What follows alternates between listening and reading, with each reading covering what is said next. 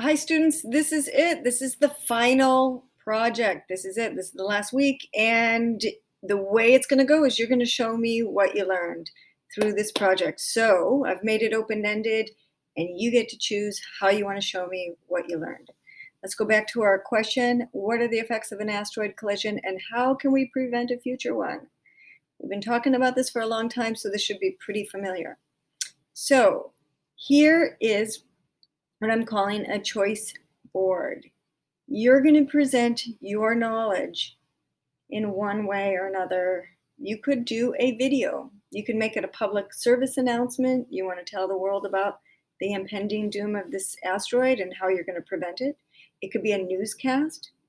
If you wanted to make a video and you don't have video software, you can get free video software called WeVideo from the school. There's a limited number of accounts. Sign up is right here, and Mrs. Trunky will put you in the, will give you that WeVideo account. The account goes away February 1st, okay?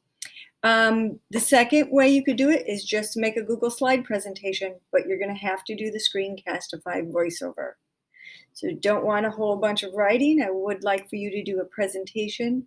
You can do the voiceover without the screen, like I'm doing the screen right now. You don't have to do that part.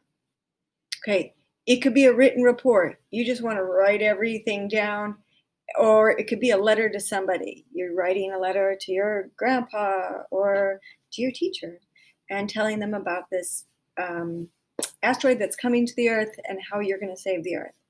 Or if you are inclined to do drawings, make a comic strip, make an infographic, or maybe you just want to make one big poster, and a poster could just be on a little sheet of paper too, of all the information. So you get to choose how you're going to tell me how much you learned. All right, well, good luck. Please ask questions as soon as possible, because when is this all due? Dun, da, da, da. It's going to be due on Friday, or as we like to say, Friday.